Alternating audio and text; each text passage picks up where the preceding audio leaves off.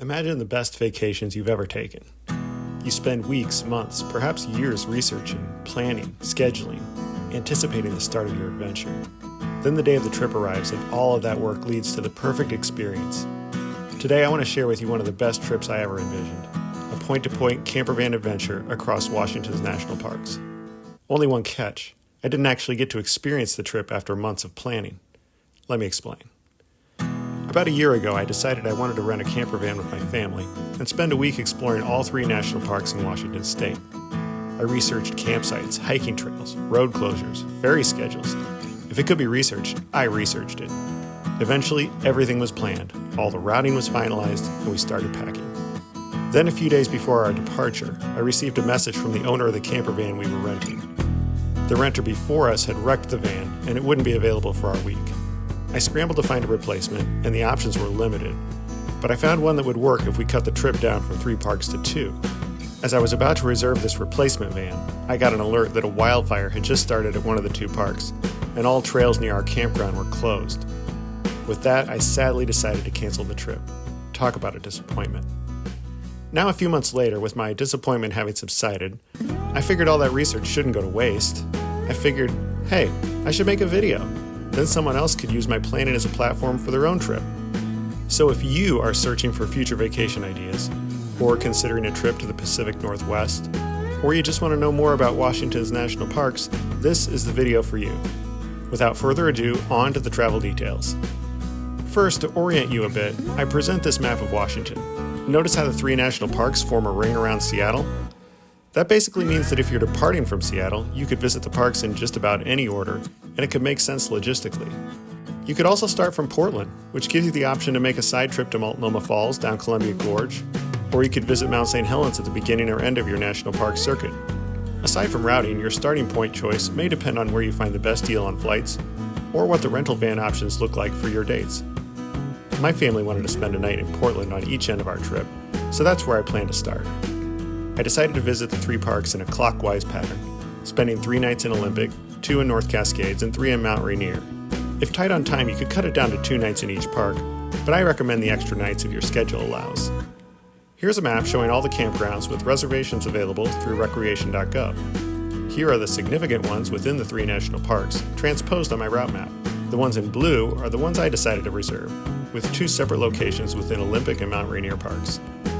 I selected these camps based on a few factors: distance from the prior stop, access to nearby hiking or other activities, interesting views, terrain, or climate, and being part of an efficient point-to-point route. Now let me walk you through the itinerary I had planned. Day 1. Olympic is a huge park, with roads circling Mount Olympus at its center. I was very interested in exploring the Hoh Rainforest, one of the largest temperate rainforests in the United States. Thankfully, the Hoh Rainforest Campground is situated right in the center of the rainforest, with an adjacent visitor center, 2 short hiking loops accessible from the campground, and 1 longer one along the Hoh River. This is almost 5 hours from Portland, so I figured we wouldn't have time to do much other than set up camp the first night. Day 2. After a hectic first day of travel, I plan to spend day 2 not traveling as much as possible. I always suggest staying 2 nights at your first stop, to recover from a heavy travel day and to immerse yourself in nature.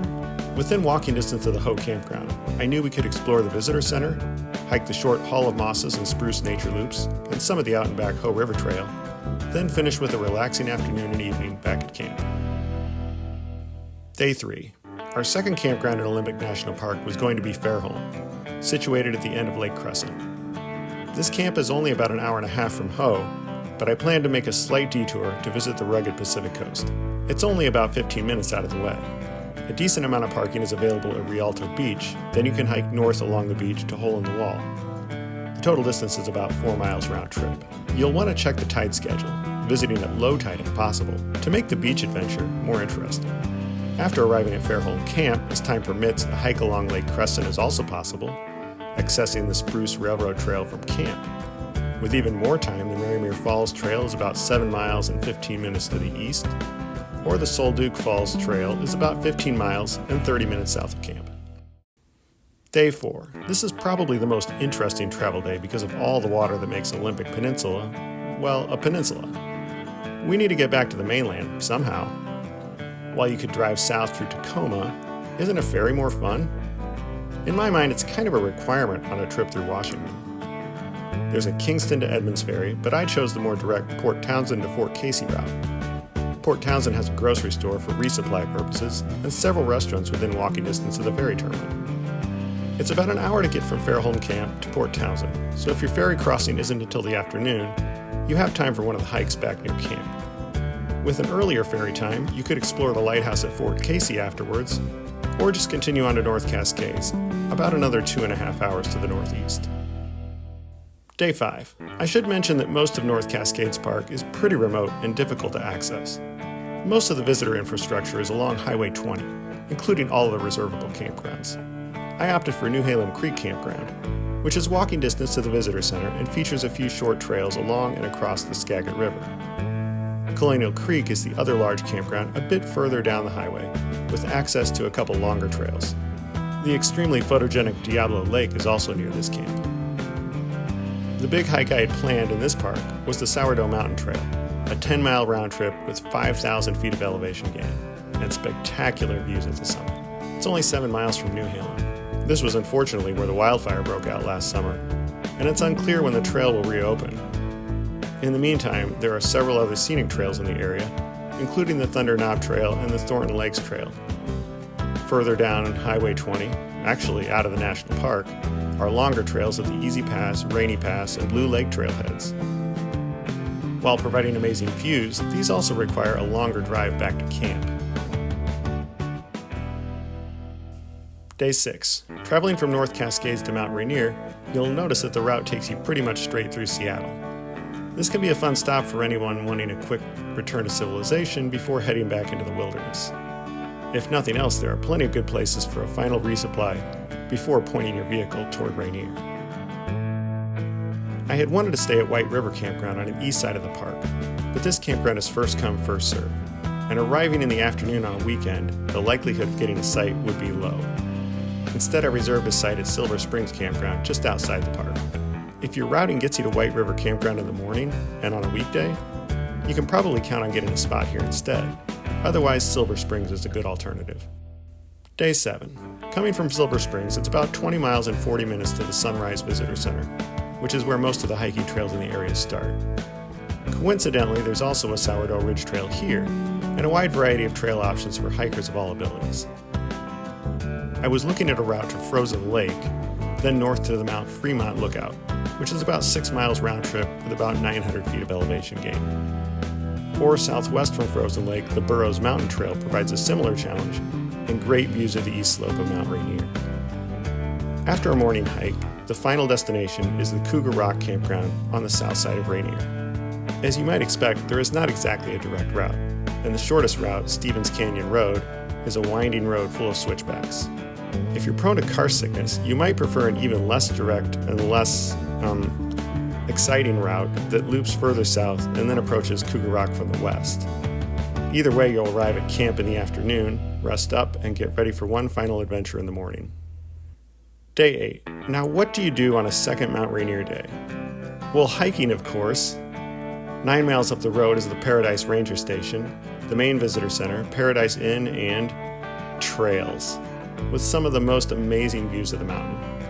The crown jewel is the Skyline Trail, a 5.5-mile loop gaining 1,700 feet of elevation.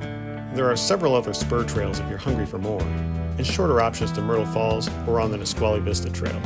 For an even bigger challenge, you could forego the car or campervan completely and hike all the way up to Paradise from the campground. Remember how I said it was 9 miles on the road? Well, it's 9 miles on roads like this.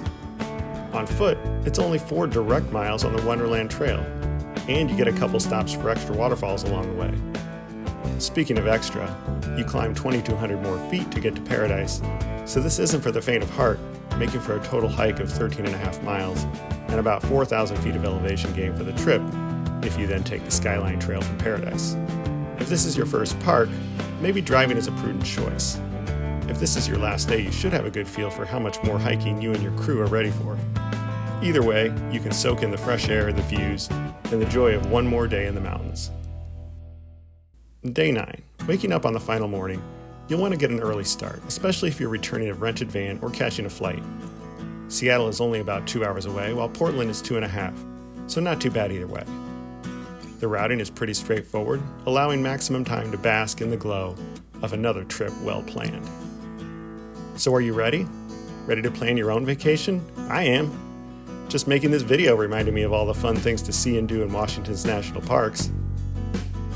Before you jump off to start your planning, I wanted to share a few tips to keep in mind. Most of the campground reservations on recreation.gov begin at 7 a.m. Pacific Time, 6 months out. There are some campsites that have a second reservation period 2 weeks or 1 week out, but try to secure your reservations early if you can. On days where you have more mileage to cover, try to get an earlier start than you think you need.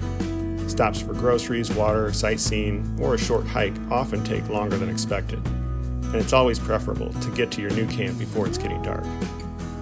If you're renting an RV or campervan, make sure you plan where you'll be able to dump and refill your black and gray tanks. Some of the national park campgrounds don't have these facilities, so you'll need to find them outside the parks. Campendium is a website I like to use.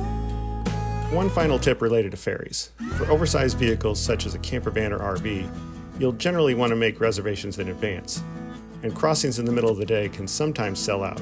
Again, book early.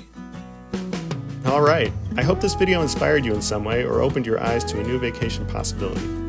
If you're considering a national parks trip but have questions, please leave them in the comments. I'm happy to be your guide. And of course, feel free to subscribe if you're not already. Thanks for watching, and I'll see you next time.